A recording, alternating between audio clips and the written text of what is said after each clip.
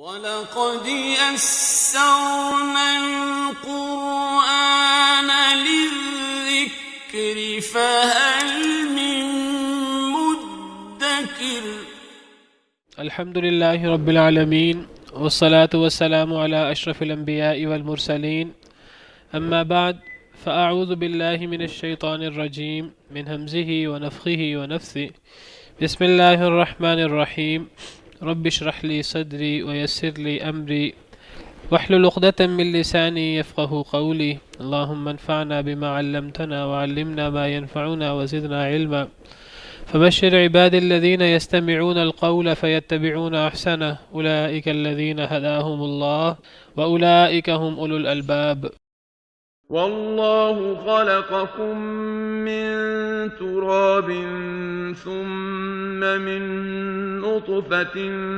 ثم جعلكم أزواجا وما تحمل من أنثى ولا تضع إلا بعلمه وما يعمر من معمر ولا ينقص من عمره إلا في كتاب إن ذلك على الله يسير وما يستوي البحران هذا عذب فرات سائغ شرابه وهذا ملح أجاج ومن كل تأكلون لحما طريا وتستخرجون حلية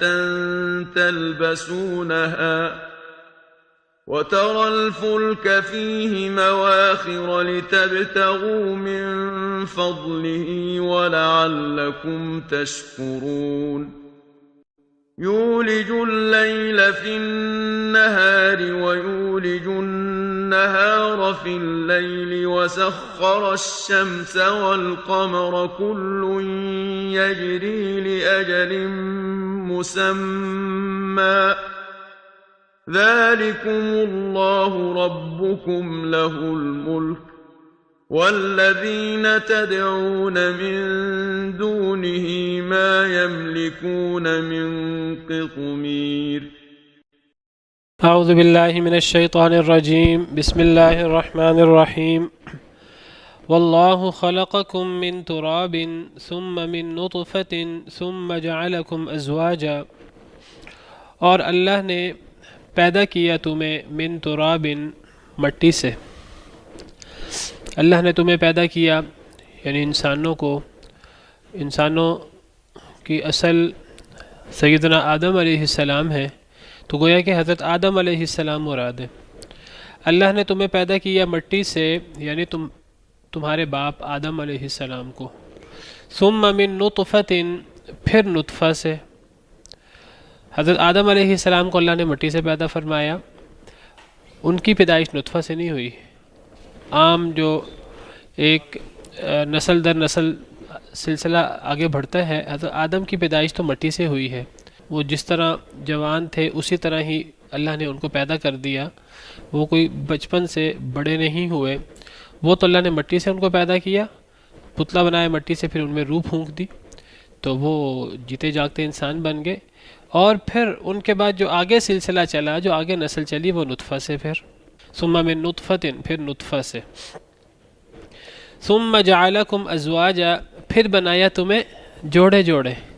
اللہ کی بہت بڑی قدرت بہت بڑا احسان کہ اللہ نے جوڑے جوڑے بنایا انسانوں کو ہمارے باپ آدم علیہ السلام کو مٹی سے پیدا کیا آگے نسل چلائی تو نطفہ سے چلائی اور پھر اللہ نے جس طرح دیگر باقی چیزوں کو بھی جوڑے جوڑے بنایا اس طرح اللہ تعالیٰ نے انسانوں کو بھی جوڑے بنایا اور انسانوں کو جوڑے نر اور مادہ تاکہ نسل انسانی کا سلسلہ آگے چلے اور بہت بڑی قدرت ہے کہ اللہ نے انسان کا جوڑا انسان ہی بنایا اگر اللہ تعالیٰ انسان کا جوڑا کوئی اور بنا دیتے نسل آگے بڑھانے کے لیے تو وہ اس سے وہ انس اور وہ مانوسیت نہ انسان کو ہو سکتی جو کسی کو اپنے جنس کے جوڑے سے انس اور مانوسیت ہوتی ہے تو تو اللہ کا بہت بڑا احسان ہے کہ اللہ نے جوڑے بھی بنائے اور پھر جوڑے بھی ہماری جنس میں سے ہی بنائے۔ قرآن کریم اللہ نے اس احسان کو کئی جگہ پر ذکر کیا ہے۔ ایک جگہ اللہ تعالیٰ فرماتے ہیں سورہ روم میں، اللہ تعالیٰ فرماتے ہیں سورہ روم آیت نمبر 21، وَمِنْ آیَاتِهِ أَنْ خَلَقَ لَكُم مِّنْ أَنفُسِكُمْ أَزْوَاجًا، اللہ کی نشانیوں میں سے یہ ہے کہ اللہ نے پیدا کیے تمہارے لیے من انفسکم ازواجا، تمہاری جانوں سے ہی جوڑے۔ یہ بہت بڑی قدرت ہے، بہت بڑی اللہ کی احسان ہے اللہ کا، کہ اللہ کی بہت بڑی قدرت بھی ہے اور احسان بھی ہے کہ اللہ نے ہمارے جوڑے بنائے ہماری ہی جانوں سے، لِتَسْكُنُوا إِلَيْهَا تاکہ تم ان سے سکون حاصل کرو، وَجَعَلَ بَيْنَكُمْ مَوَدَّةً وَرَحْمَةً، اور اس نے بنا دیا تمہارے درمیان محبت اور رحمت کا تعلق جوڑوں کے درمیان۔ اور یہ جو اللہ نے جوڑے بنائے ہیں یہ صرف انسانوں کے نہیں ہیں، یہ انسانوں کے علاوہ دیگر چیزوں کے بھی ہیں۔ ایک جگہ تو اللہ تعالیٰ فرماتے ہیں وَمِن كُلِّ شَيْءٍ خَلَقْنَا زَوْجَيْنِ لَعَلَّكُمْ تَذَكَّرُونَ، سورہ زاریات آیت نمبر 49، ہر شے کو ہم نے جوڑے جوڑے بنایا ہے تاکہ تم نصیحت پکڑو۔ انسان بھی جوڑے جوڑے ہیں، حیوان بھی، نباتات بھی، اور نباتات کے علاوہ دیگر چیزیں بھی جوڑے جوڑے ہیں، ہمیں سمجھ آئیں یا نہ آئے، ہر چیز اللہ نے جوڑے جوڑے بنائی ہے۔ دن اور رات یہ ایک جوڑا ہے، زمین اور آسمان جوڑا ہے۔ چلے پھل تو نباتات میں آگے نا، ہاں جی یہ سب نباتات میں آگے، انسان، حیوانات، نباتات، چلے ان کے تو جوڑے آج سائنسدان کہتے ہیں جی جوڑے ہیں یہ، ان میں نر مادہ کا تصور ہے۔ تو جو چیزیں جمادات ہمیں نظر آتی ہیں ان میں بھی جوڑے ہیں در حقیقت، آسمان اور زمین، دن اور رات، اندھیرا اور روشنی، وہ ان کے اندر کیا آپس کا تعلق ہے وہ اللہ کو پتہ ہے۔ تو جس طرح اللہ نے باقی چیزوں کو جوڑے جوڑے بنایا، اس طرح اللہ نے انسانوں کو بھی جوڑے بنایا۔ وَمَا تَحْمِلُ مِنْ أُنْثَى وَلَا تَضَعُ إِلَّا بِعِلْمِ، اور نہیں اٹھاتی کوئی بھی مادہ، کیا اٹھاتی یعنی حمل کا بوجھ اٹھانا، کوئی بھی مادہ نہیں اٹھاتی کوئی بھی بوجھ حمل، وَلَا تَضَعُ، اور نہ وہ جنتی ہے نہ وہ رکھتی ہے، تضع وضع سے ہے، وضع یضع، وضع حمل جس کو ہم کہتے ہیں، حمل کو رکھ دینا، ڈیلیوری۔ نہ کوئی حمل اٹھاتی ہے مادہ، نہ کوئی جنتی ہے، الا بعلمہ، مگر اللہ کے علم سے، ہر چیز اللہ کے علم میں ہے، کب وہ حاملہ ہوگی، کب وضع حمل ہوگا، حمل کتنے عرصے کا ہوگا، اگر انسانوں میں ہے تو وہ عام طور پہ 9 مہینے کا ہوتا ہے، اب وہ عام روٹین کے مطابق 9 مہینے کا ہوگا کہ وہ کم 8 مہینے، 7 مہینے، 6 مہینے تک بھی ہو جاتا ہے، یا اس سے زیادہ 10 مہینے کا ہو جائے یا اس سے زیادہ ہو جائے، وہ اللہ کو پتہ ہے کہ وہ اب عام روٹین کے مطابق ہوگا کہ وہ کم ہو جائے گا حمل کہ وہ زیادہ ہوگا، اور وضع حمل کب ہوگا۔ اور یہ تو انسانوں کی بات ہے، انسانوں کے علاوہ جو دیگر مخلوقات ہیں اب ان میں حمل کی مدت کم و بیش ہوتی ہے، سب کی مدت انسانوں کی طرح نہیں ہے، عام روٹین کے مطابق 9 مہینے، کسی کی 6 مہینے، کسی کی اس سے بھی کم و بیش، مختلف جانوروں میں مختلف مدت حمل ہوتی ہیں، کہتے ہیں اونٹوں میں 10 مہینے ہوتی ہے، اس لیے وہ جو اونٹنی جو سب سے قیمتی اونٹنی ہوتی ہے وہ 10 مہینے کی اونٹنی ہوتی ہے، جو بالکل بچہ جننے کے قریب ہوتی ہے۔ وَإِذَا الْعِشَارُ عُطِّلَتْ، قرآن میں اللہ نے اس کا ذکر کیا، عشار، جب 10 ماہ کی اونٹنی کو، 10 ماہ کی اونٹنی سے مراد اس کی عمر 10 ماہ نہیں ہے، اس سے مراد وہ جو 10 ماہ کی حاملہ اونٹنی جو ہے، دیگر جانوروں میں دیگر مدتیں ہیں حمل کی، تو یہ سب مدتیں اللہ کے علم میں ہی صرف نہیں ہے، سارا سسٹم اللہ نے بنایا ہے، اور اللہ اس سسٹم کو بنا کر اللہ اس سسٹم کے پابند نہیں ہوگے، جہاں اللہ نے کمی بیشی کرنی ہوتی ہے، ہر چیز اللہ کے علم میں، صرف علم میں نہیں ہے ہر چیز، اللہ نے ہر چیز لکھ رکھی ہے، اور کب لکھ رکھی ہے؟ زمین و آسمان کی پیدائش سے بھی 50,000 سال پہلے۔ کس انسان، کتنے کروڑوں اربوں خربوں انسان ہے، کس انسان کی، کس مادہ کی کتنی حمل کی مدت کیا ہوگی، اور کس جانور کی، کس نباتات کی، اور دیگر جو سارا یہ سلسلہ ہے حمل کا، کوئی بھی مادہ جو ہے اس کا حمل اٹھانا اور پھر وضع حمل کرنا، یہ سب کے سب اللہ کے علم میں ہے، اور صرف علم میں نہیں ہے، اتنا وہ اللہ کا پکا علم ہے، وہ اندازہ نہیں ہے صرف، وہ اللہ نے لکھ رکھا ہے لوح محفوظ میں۔ اللہ تعالیٰ فرماتے ہیں سورہ رعد میں، اللہ یعلم ما تحمل کل انثی، سورہ رعد آیت نمبر 8، اللہ جانتے ہیں جو اٹھاتی ہے ہر مادہ. یہاں صرف عورت مراد نہیں ہے انسانوں میں سے، دیگر جو مخلوقات میں جو مادہ ہیں وہ بھی مراد ہے سب. ہر مادہ جو اٹھاتی ہے اللہ جانتے ہیں. وما تغیض الارحام وما تزداد، اور جو رحم کم ہوتے ہیں اور جو بڑھتے ہیں اللہ وہ بھی جانتے ہیں. جو یہ رحم کی مدت اور حمل کی مدت کم و بیش ہوتی ہے اللہ یہ بھی جانتے ہیں. وکل شیء عنده بمقدار، اللہ کے نزدیک تو ہر شے ایک اندازے اور ایک مقدار کے ساتھ ہے. اللہ نے ہر شے کا اندازہ اور مقدار لگا رکھی ہے. عالم الغیب والشہادتی، وہ غیب کا اور حاضر دونوں کا جاننے والا ہے. الکبیر، بہت بڑا ہے. المتعال، بہت بلند ہے. تو یہ تمام چیزیں اللہ کے علم میں ہیں. صرف یہی نہیں، وما یعمر من معمر، اور نہیں عمر دیا جاتا کوئی بھی معمر شخص، کوئی بھی لمبی عمر والا شخص. معمر شخص وہ ہے جس کی عمر لمبی، اور نہیں عمر دیا جاتا کوئی بھی لمبی عمر والا.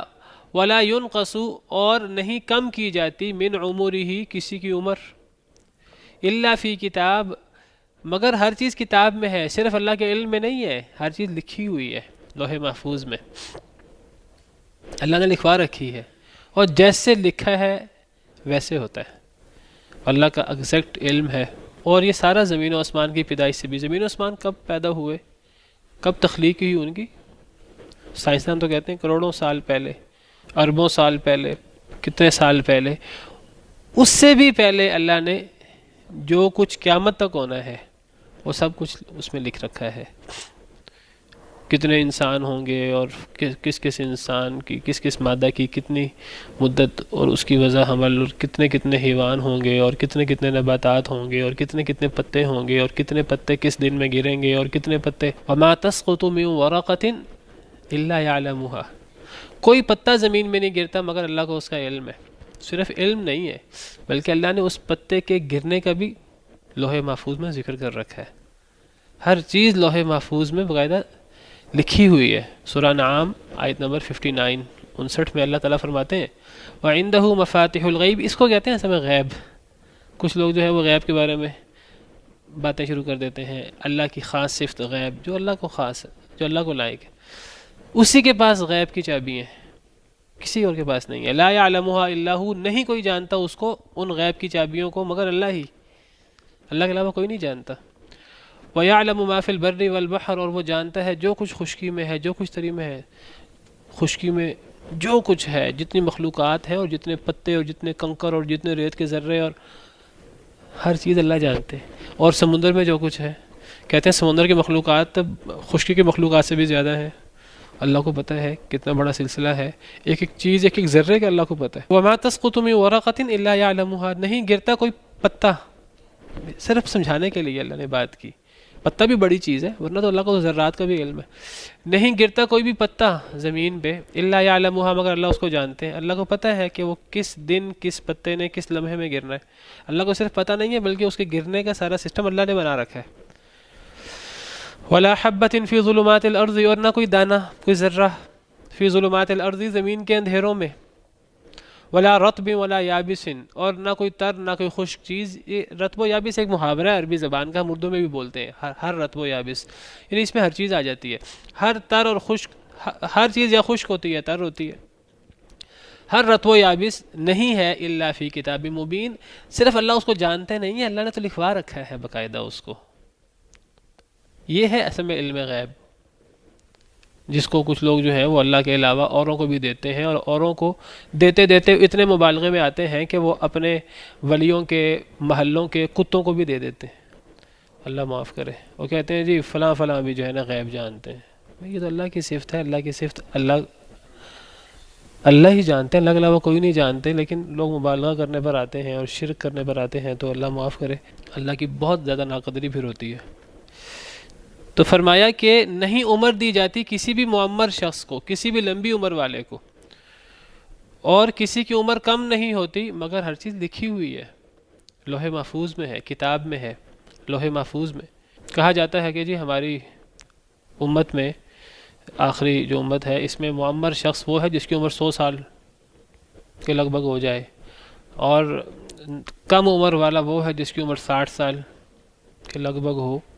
تو کوئی 100 سال کا عمر اس کو عمر دی جائے، 100 سال یا اس سے بھی زیادہ، یا کسی کی عمر کم ہو جائے 60 سال یا اس سے بھی کم ہو جائے، ہر چیز لوح محفوظ میں ہے.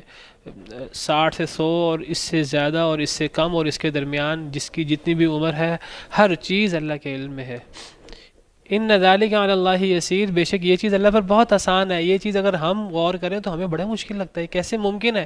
ہمیں تو اس کا تصور کرنا محال لگتا ہے کہ اتنے اربوں کھربوں لوگوں کا معاملہ، اور پھر وقوع پذیر ہونے پر نہیں بلکہ پہلے سے ہر چیز کا علم ہونا. اور یہ تو صرف انسان ہے، پھر انسانوں کے علاوہ دیگر مخلوقات، اور تو ہمیں سوچنا بھی محال لگتا ہے.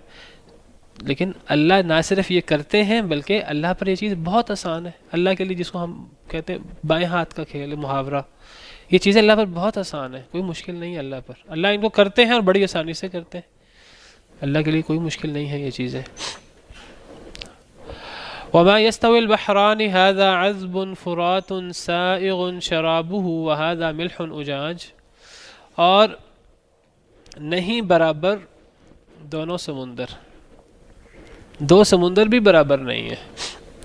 هذا عذب فرات، یہ میٹھا ہے، فرات پیاس بجھانے والا ہے، سائغ شرابه، اس کا پانی حلق سے بڑی آسانی سے اترنے والا ہے. وہذا ملح اجاج، اور یہ دوسرا سمندر ملح نمکین ہے، ملح نمک کو کہتے ہیں، اور یہ نمکین ہے، اجاج کڑوا کھاری. دو سمندر بھی برابر نہیں ہیں. یہ سمندر بھی اللہ نے بنائے ہیں. اللہ اپنی قدرتیں بیان کر رہے ہیں، اپنی عظمت بیان کر رہے ہیں، اپنی توحید کے دلائل بیان کر رہے ہیں.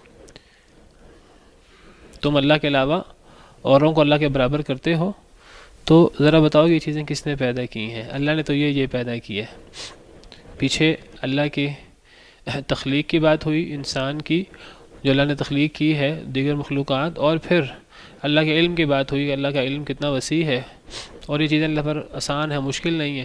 اور پھر فرمایا کہ یہ جو سمندر اللہ نے بنائے ہیں یہ اللہ کی بہت بڑی قدرت ہے. اور سمندر بھی دو قسم کے ہیں، اور یہ دو سمندر آپس میں برابر نہیں ہیں، بڑا فرق ہے دونوں میں. ایک سمندر وہ میٹھا ہے، عذب میٹھا، فرات پیاس بجھانے والا ہے، اس کو پینے سے پیاس بجھتی ہے. سائغ شرابہ، اس کا پانی حلق میں بڑی آسانی سے اترتا ہے، بڑا خوش ذائقہ محسوس ہوتا ہے، وہ پیتے ہوئے وہ حلق میں اٹکتا نہیں ہے اور بڑا ہی فرحت بخش. سائغ شرابہ، اس کا جو مشروب ہے وہ سائغ ہے، وہ حلق میں اترنے والا ہے. وہذا ملح اجاج، اور دوسرا جو ہے یہ نمکیلا ہے اور یہ کھاری اور اور کڑوا ہے. ایک دریاؤں کا پانی اور ایک سمندر کا پانی، یہ دونوں برابر نہیں ہو سکتے. اور پھر اس کے اندر اللہ کی بہت بڑی قدرت ہے. یہاں اس کا ذکر نہیں ہے، وہ دیگر آیات میں اللہ نے ذکر کیا کہ جب یہ دونوں چلتے ہیں تو ان دونوں کے درمیان اللہ نے ایک اندیکھی آڑ رکھی ہے، یہ دونوں ملتے نہیں ہیں آپس میں. سورہ رحمان میں اللہ نے اسی کا ذکر کیا، اور اللہ اس کا ذکر کرتے ہوئے فرماتے ہیں مرج البحرین یلتقیان، ملا دیا دو سمندروں کو، وہ دونوں ملتے ہیں آپس میں. لیکن کیسے ملتے ہیں؟ ملتے بھی ہیں اور نہیں بھی ملتے. آپس میں اکٹھے تو ہو جاتے ہیں، بینہما برزخ. کل پرسوں برزخ کی بات ہو رہی تھی اور کوئی پوچھ رہے تھے کہ برزخ کا معنی کیا ہوتا ہے، یہاں سے سمجھ آ جائے گی. ان دونوں کے درمیان ایک برزخ ہوتی ہے، آڑ، اندیکھی، نظر نہیں ہمیں آتی. لا یبغیان، وہ ایک دوسرے پر سرکشی نہیں کرتے، یعنی ایک دوسرے پر چر نہیں دوڑتے. وہ پانی، وہ دونوں ملیں گے آپس میں اور وہ پیرلل چلتے رہیں گے. وہ ملیں گے بھی اور نہیں بھی ملیں گے، آپس میں اکٹھے تو ہو جائیں گے لیکن وہ ایک دوسرے میں خلط ملط نہیں ہوں گے. فَبِأَيِّ آلَاءِ رَبِّكُمَا تُكَذِّبَانِ، اپنے رب کی کن کن نعمتوں کو تم دونوں جھٹلاؤ گے. اور دیگر آیات میں بھی اللہ نے اس کا ذکر کیا ہے. مثال کے طور پر سورہ نمل آیت نمبر 61 میں اللہ فرماتے ہیں وَجَعَلَ بَيْنَ الْبَحْرَيْنِ حَاجِزًا، اللہ نے دو سمندروں کے درمیان ایک حاجز، ایک آڑ رکھی ہے. وہ دو سمندر ملتے نہیں ہیں، آپس میں ملتے بھی ہیں لیکن درمیان میں ایک آڑ ہے. تو ابھی کون ہے جس نے دونوں پانیوں کو آپس میں ملنے سے روکا ہے؟ یہ میں نے جو ہے گوگل کے اندر یہ تصویر نکال کے رکھی، میں نے کہا آپ کو دکھاؤں گا. تو یہ تو بہت ساری مثالیں دیکھیے یہ آپ کے سامنے.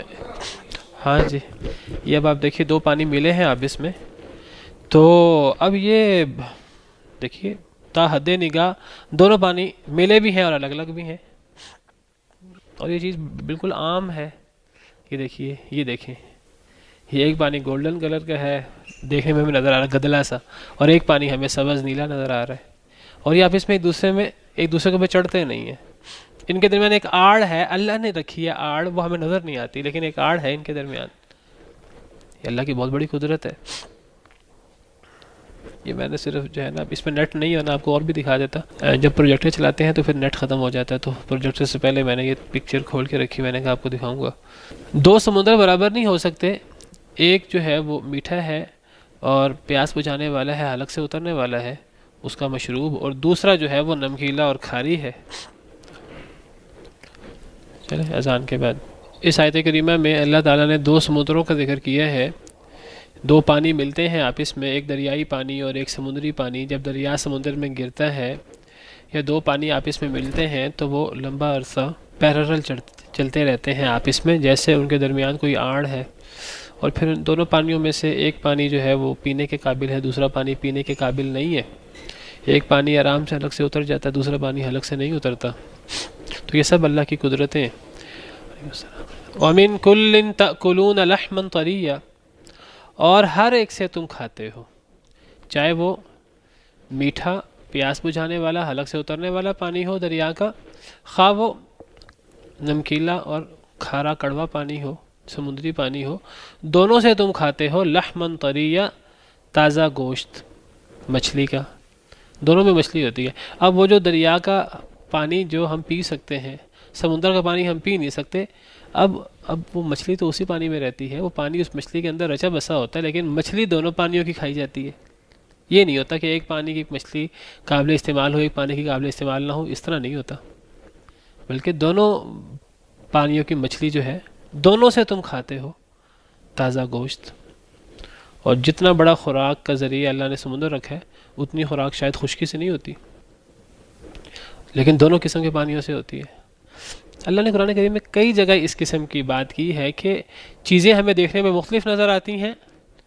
کئی جگہ ہمیں چیزیں دیکھنے میں ایک نظر آ رہی ہوتی ہیں، نتائج ان کے مختلف ہو رہے ہوتے ہیں. کئی جگہ ہمیں چیزیں مختلف نظر آ رہی ہوتی ہیں، لیکن نتیجہ دونوں سے ایک جیسا نکل رہا ہوتا ہے. تو ساری اللہ کی قدرت ہوتی ہے.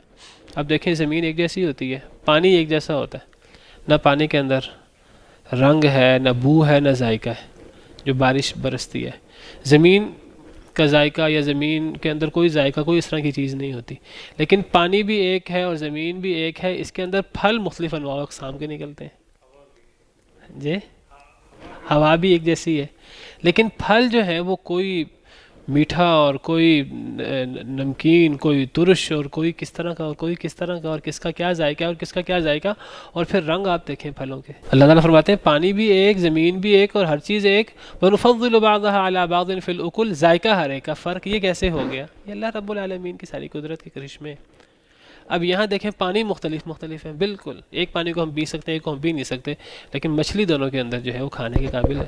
دونوں سے تم کھاتے ہو صاف ستھرا تازہ گوشت. وَتَسْتَخْرِجُونَ حِلْيَةً، اور تم نکالتے ہو حلیتاً موتی، زیور. تلبسونہا، جسے تم پہنتے ہو، تمہاری عورتیں پہنتی ہیں. تو دونوں پانیوں سے نکلتے ہیں. بعض کہتے ہیں جی سمندر سے نکلتے ہیں، دریا سے نہیں نکلتے. دریا سے بھی نکلتے ہیں، سمندر سے بھی نکلتے ہیں. یہ ہو سکتا ہے کہ ایک سے زیادہ نکلیں، ایک سے کم نکلیں، اللہ کو تفصیلات کا پتہ ہے. دونوں سے نکلتے ہیں موتی، زیورات. وَتَرَى الْفُلْكَ فِيهِ مَوَاخِرَ، اور آپ دیکھتے ہیں اے اللہ کے نبی صلی اللہ علیہ وسلم، فلک کشتی کو، فیہ اس میں، مواخر چیرنے کے لیے. کشتیاں اس میں جو ہیں وہ چیرنے کے لیے ہیں، سمندر کا سینہ چیرنے کے لیے، ہواؤں کو چیرتی ہوئی گزر جاتی ہیں. مواخرہ کا مطلب چیرنا، پھاڑنا. میم، خا اور را اس کا روٹ ہے، تو میم، خا اور را اس روٹ ورڈز کا معنی ہوتا ہے پھاڑنا، چیرنا. آپ کشتیوں کو دیکھتے ہیں اس سمندر میں، وہ چیرتی ہوئی آگے گزر جاتی ہیں سمندر کے سینے کو، ہواؤں کو. لِتَبْتَغُوا مِنْ فَضْلِهِ، تاکہ تم تلاش کرو اللہ کا فضل. کشتیاں اللہ نے رکھی، کشتیاں اللہ کی بہت بڑی قدرت ہیں. کشتیاں پانی کے اندر کیسے تیرتی ہیں اور پانی کے اندر ڈوبتی کیوں نہیں ہیں؟ اللہ نے ایک نظام بنایا ہے، اور اللہ کی قدرت اور اللہ کے پکڑ کے بغیر یہ کشتیاں چل نہیں سکتی. اللہ نے کشتیاں چلائیں سمندر کے اندر، یہ سارا سسٹم بنایا تاکہ تم اللہ کا فضل تلاش کرو. اللہ کا فضل تلاش کرو سے مراد یہاں تجارت ہے. اور جو تجارت ہوتی ہے، جو ملکوں کے درمیان اور شہروں کے درمیان تجارت ہوتی ہے، اس کا جو ہے وہ پرانے زمانے میں تو سارا کا سارا وہ سمندر بیس کرتی تھی. اب اگر امپورٹ ایکسپورٹ کرنی ہے اور یہاں کی چیز وہاں لے جانی ہے، وہاں کی چیز یہاں لانی ہے، تو اس زمانے میں یہ لمبے لمبے سفر تو جانوروں پر نہیں ہوتے تھے، اور پھر جانوروں پر اتنا سامان بھی نہیں لادا جا سکتا تھا. لیکن سمندر میں بڑی بڑی کشتیاں ہوتی ہیں، ان کے اندر سامان وغیرہ بہت زیادہ لادا جا سکتا ہے. تو خشکی کا معاملہ تو بڑا کم ہوتا ہے. اصل تو سارا سفر اور ساری تجارت سمندری راستے سے ہوتی ہے. اور پرانے زمانے میں چھوڑیے، آج بھی یہی صورتحال ہے.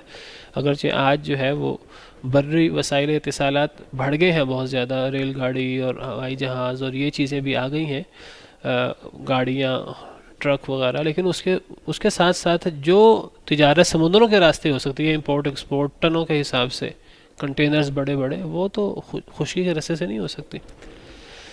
اور آپ دیکھتے ہیں کشتیوں کو اس میں چیرتے ہوئے تاکہ تم اللہ کا فضل تلاش کرو. یعنی تم ان کشتیوں میں تم تجارت کرتے ہو اور تم اللہ کا فضل وہاں سے حاصل کرتے ہو. وَلَعَلَّكُمْ تَشْكُرُونَ، تاکہ تم شکر کرو اللہ کی ان سب نعمتوں پر. اللہ نے تمہیں تجارت کے مواقع مہیا کیے ہیں. پتہ لگا کہ تجارت، اللہ کا فضل یعنی روزی، اس کا بڑا ذریعہ تجارت میں ہے. ہم لوگ جو ہے نا بعض دفعہ جاب میں اور یہ نوکری کرنے کو ترجیح دیتے ہیں، جی اس کے اندر زیادہ ذمہ داری نہیں ہوتی، اس کے اندر ایک لگا بندہ سلسلہ ہوتا ہے، اس کے اندر بہت زیادہ بوجھ نہیں ہوتا، ٹینشن نہیں ہوتی انسان پر. وہ ساری ٹینشن جو ہے وہ جس جگہ ہم جاب کرتے ہیں، جس نے وہ سلسلہ شروع کیا ہوتا ہے، اس کا وہ کاروبار ہوتا ہے. ہم زیادہ کوشش کرتے ہیں کہ ہم جاب کریں، لیکن زیادہ اللہ کا فضل تجارت میں ہے. انسان امپورٹ ایکسپورٹ کرے، اس کے اندر اللہ نے بہت بڑا رزق رکھا ہے. تجارت کے اندر اللہ نے بہت بڑا رزق رکھا ہے تاکہ تم اللہ کا فضل تلاش کرو. اور جب اللہ کا جتنا فضل ہوگا تو اتنی بڑی ذمہ داری ہماری شکر کرنے کی ہوگی. وَلَعَلَّكُمْ تَشْكُرُونَ، جتنا اللہ کا فضل ہوگا اتنا ہماری ذمہ داری ہم شکر ادا کریں. یہ سب اللہ کی قدرتیں بڑی بڑی، اللہ کی توحید کے دلائل، اللہ کی عظمت کے دلائل. یولج اللیل فی النہار ویولج النہار فی اللیل، وہ داخل کرتا ہے رات کو دن میں. وَيُولِجُ النَّهَارَ فِي اللَّيْلِ، اور وہ داخل کرتا ہے دن کو رات میں. دن اور رات اللہ کی بہت بڑی قدرت ہے، بہت بڑی مخلوق ہے. یہ دونوں مخلوق ہیں اللہ کی، اور باقاعدہ یہ بنفس ہی اللہ کی مخلوق ہے. یہ نہیں ہے کہ دن اور رات کی اپنی کوئی حیثیت نہیں ہے، بس ان کا تعلق سورج کے ساتھ ہے. سورج ہوتا ہے تو دن ہو جاتا ہے، سورج نہیں ہوتا تو رات ہو جاتی ہے. یہ نہیں ہے کہ اصل بس مخلوق سورج ہے، سورج کی روشنی دن، روشنی بند ہو جائے تو رات. جیسے اگر ابھی لائٹ ہے تو دن، لائٹ چلی جائے تو رات. یہ نہیں ہے صورتحال. سورج الگ اللہ کی مخلوق ہے، دن اور رات الگ اللہ کی مخلوق ہے. بنفس ہی وہ الگ اللہ کی مخلوق ہے. اللہ نے باقاعدہ ان کو پیدا فرمایا ہے. باقی ان پہ سورج کتنا اثر انداز ہوتا ہے، اللہ کی مختلف مخلوقات ایک دوسرے پر کتنا اثر انداز ہوتی ہیں، یہ ایک الگ چیز ہے. لیکن باقاعدہ دن اور رات اللہ کی مخلوق ہے الگ سے. اللہ نے قرآن کریم میں فرمایا ہے وَهُوَ الَّذِي خَلَقَ اللَّيْلَ وَالنَّهَارَ، اللہ نے رات کو پیدا فرمایا ہے، اللہ نے دن کو پیدا فرمایا. سورہ انبیاء میں وَهُوَ الَّذِي خَلَقَ اللَّيْلَ، اللہ وہ ذات ہے جنہوں نے رات کو پیدا کیا. رات اللہ کی مخلوق ہے، رات کی اپنی ایک حیثیت ہے پوری، بذات ہی رات اللہ کی مخلوق ہے. اور دن اللہ کی مخلوق ہے الگ سے. اللہ نے رات کو بھی پیدا کیا، دن کو بھی پیدا کیا، سورج کو بھی پیدا کیا، چاند کو بھی پیدا کیا. جس طرح سورج اور چاند اللہ کی مخلوق ہیں، ہم بعض وقت سمجھتے ہیں کہ یہ سورج اور چاند کے اثرات ہیں دن اور رات. نہیں، ان کا بہت اثر ہو سکتا ہے ان میں، ان کا اثر ان میں ہو سکتا ہے، لیکن یہ باقاعدہ الگ سے اللہ کی مخلوق ہے. رات الگ مخلوق ہے، دن الگ مخلوق ہے، سورج الگ مخلوق ہے، چاند الگ مخلوق ہے. اور ہر چیز اپنے مدار میں تیر رہی ہے. کل فی فلک یسبحون، ہر چیز اپنے مدار میں تیر رہی ہے. سورج چاند بھی تیر رہے ہیں، دن اور رات کا بھی اسی طرح ایک سلسلہ ہے لگا بندہ، وہ اس میں تیر رہے ہیں اور اس کے مطابق وہ چل رہے ہیں جو اللہ نے ان کے لیے حساب بنایا. تو دن اور رات اللہ کی مخلوق ہیں. پھر ان دن اور رات کا باری باری آنا جانا ایک دوسرے کے آگے پیچھے، یہ اللہ کی بہت بڑی قدرت ہے. یہ نہیں ہوتا 2 دن اکٹھے آ جائیں، 2 راتیں اکٹھی آ جائیں. وَهُوَ الَّذِي جَعَلَ اللَّيْلَ وَالنَّهَارَ خِلْفَةً، اللہ نے دن اور رات کو آگے پیچھے بنایا. اور پھر اللہ تعالیٰ نے جب بھی اللہ نے اپنی بڑی بڑی قدرتیں بیان کی ہیں تو زمین و آسمان کی تخلیق کے بعد اللہ ہمیشہ دن اور رات کا آگے پیچھے آنا، اس کو بڑی قدرت اپنی بیان کرتے ہیں۔ ان فی خلق السماوات والارض واختلاف اللیل والنہار لآیات لأولی الالباب، زمین و آسمان کی تخلیق میں اور رات اور دن کے آنے جانے میں، تو رات اور دن کا آنا جانا ایک ترتیب کے ساتھ بہت بڑی قدرت ہے۔ ہم ہر روز 24 گھنٹوں میں دیکھتے ہیں، دن آتا پھر رات، اور پھر اللہ تعالیٰ بعض آیات میں فرماتے ہیں اگر اللہ تعالیٰ رات ہی رات رہنے دیتے تو کون رب ہے جو تمہارے لیے دن لاتا؟ من الہ غیر اللہ یاتیکم بضیاء، کون رب ہے جو روشنی لاتا؟ اور اگر اللہ تعالیٰ مسلسل دن رہنے دیتے تو کون ایسا معبود ہے اللہ کے علاوہ جو رات لاتا جس میں تم سکون حاصل کر سکتے؟ دن اللہ نے کمائی کے لیے بنایا ہے، اللہ کا فضل تلاش کرنے کے لیے، رات اللہ نے سکون کے لیے بنائی ہے، تو دن آتا ہے رات آتی ہے، پھر دن پھر رات، یہ اللہ کی بہت بڑی قدرت ہے۔ پھر اسی پہ بس نہیں، دن رات میں داخل ہو جاتا ہے، رات دن میں داخل ہو جاتی ہے۔ ویسے دن 12 گھنٹے کا تقریباً ہمارے ہاں، رات 12 گھنٹے کی، دیگر سیاروں میں مختلف سسٹم اللہ نے بنائے ہیں، تو یہ 12 گھنٹے کے رہتے نہیں ہیں، دن رات میں داخل ہو جاتا ہے، رات دن میں داخل ہو جاتی ہے۔ یہاں اللہ نے لفظ یولجو استعمال کیا ہے، بعض آیات میں اللہ نے لفظ یکورو استعمال کیا ہے، یکور اللیل علی النہار، اللہ لپیٹ دیتے ہیں رات کو دن پر، ویکور النہار علی اللیل، اور اللہ تعالیٰ رات کو لپیٹ دیتے ہیں دن پر، دن رات پر اور رات دن پر۔ اور ویسے اگر اب چونکہ دن رات کی بات چل رہی ہے تو میں یہ بھی اشارہ کر دوں کہ قرآن کریم کا مطالعہ کریں تو جب بھی دن رات کی بات آتی ہے تو تقریباً ہمیشہ رات کا ذکر پہلے آئے گا۔ اب یہاں بھی بات ہوئی ہے تو رات کا ذکر پہلے ہے، پھر دن کا ذکر ہے۔ واختلاف اللیل والنہار، جہاں بھی رات اور دن کے جو ہے وہ اختلاف کا ذکر ہے وہاں بھی رات کا ذکر پہلے ہے۔ وَهُوَ الَّذِي جَعَلَ اللَّيْلَ وَالنَّهَارَ خِلْفَةً، اللہ نے رات اور دن کو آگے پیچھے آنے والا بنایا۔ رات کا ذکر ہمیشہ پہلے ہوتا ہے کیونکہ رات پہلے آتی ہے اسلامی طور پر۔ ہمارے ہاں ہم کہتے ہیں دن اب تاریخ اب شروع ہوئی ہے، دن اب شروع ہوا ہے۔ اسلامی طور پر جو ہے وہ رات پہلے آتی ہے، اور دن کی ابتدا بھی رات سے ہی ہوتی ہے، مغرب سے ہوتی ہے۔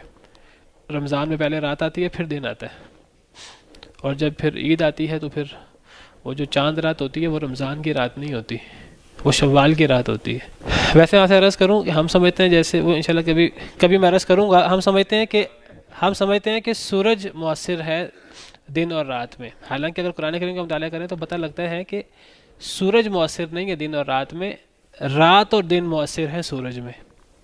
سورج کی تاثیر ان میں نہیں ہے، بلکہ ہم سمجھتے ہیں جیسے سورج کی روشنی ہوتی ہے تو دن ہو جاتا ہے، جب روشنی ختم ہو جاتی ہے تو رات ہو جاتی ہے۔ قرآن کو اگر پڑھیں، سورہ شمس پڑھیں، اس سے محسوس ہوتا ہے کہ سورج دن کو روشن نہیں کرتا بلکہ دن سورج کو روشن کرتا ہے، دن سورج کو روشن کرتا ہے۔ اور دیکھیں جب رات ہوتی ہے تو سورج ختم نہیں ہو جاتا، سورج باقی ہوتا ہے، رات سورج کو ڈھانپ لیتی ہے۔ یہ قرآن کے الفاظ ہیں، وَالنَّهَارِ إِذَا جَلَّاهَا، قسم ہے دن کی جب وہ روشن کر دے سورج کو۔ دیکھیے سورہ شمس کو اگر پڑھیں، سورہ شمس میں یہ بات بڑی، اور یہ بات کو جب غور کریں تو بڑا ایک نیا اندازہ ہوتا ہے۔ دیکھیں سائنسدان کیا کہتے ہیں وہ ہم بعد میں دیکھتے ہیں، پہلے اللہ جو دن رات کو بنانے والے ہیں اور سورج چاند کو بنانے والے ہیں، اللہ کیا کہتے ہیں؟ دیکھیے وَالشَّمْسِ وَضُحَاهَا، جو سورۃ الشمس ہے، سورج کی قسم اور اس کی روشنی کی قسم، ضحاہا، سورج مؤنث ہے عربی زبان میں، سورج کی قسم، ضحاہا سے مراد روشنی، اس کی روشنی، سورج کی روشنی۔ والقمر اذا تلاہا، چاند کی قسم جب وہ پیچھے چلے، اس کے، کس کے پیچھے چلے؟ سورج کے، ہا سے مراد سورج ہے، چاند کی قسم، چاند مذکر ہے، چاند سورج کے پیچھے چلتا ہے۔ والنہار اذا جلاہا، دن کی قسم جب وہ روشن کر دے اس کو، کس کو؟ سورج کو۔ یعنی ہم سمجھتے ہیں کہ سورج دن کو روشن کرتا ہے، یہاں سے محسوس ہوتا ہے جیسے دن سورج کو روشن کرتا ہے۔ اچھا آگے بھی پڑھ لیں، واللیل اذا یغشاہا، اور رات کی قسم جب وہ ڈھانپ لے اس کو، کس کو؟ سورج کو۔ تو گویا کہ یعنی یہاں سے اندازہ ہوتا ہے کہ رات آ کر سورج کی روشنی کو ڈھانپ لیتی ہے اور سورج کی روشنی رات میں ہمیں نہیں ملتی۔ تو یعنی چیز ایک ہی ہے، لیکن اب وہ اس طرح ہے کہ اس طرح ہے، قرآن کے الفاظ سے ایسے محسوس ہوتا ہے جیسے سورج بجائے اس کے کہ ان پر اثر انداز ہو، یہ چیزیں سورج پہ اثر انداز ہوتی ہیں۔ اور جب ہم ان کو دن اور رات کو الگ مخلوق سمجھیں تو ہم میں سے میں تو خود آپ کو اپنی بات کروں، میں تو دن اور رات کو الگ مخلوق سمجھتا ہی نہیں تھا جب تک میں نے ان آیات پہ اس طرح کر کے ترجمہ نہیں پڑھایا اور ترجمہ پڑھایا نہیں، غور نہیں کیا، تو پھر سمجھ آئی کہ دن الگ مخلوق ہے، رات الگ مخلوق ہے باقاعدہ. اور پھر بجائے سے کہ سورج ان پہ اثر انداز ہو، یہ سورج پہ اثر انداز ہے.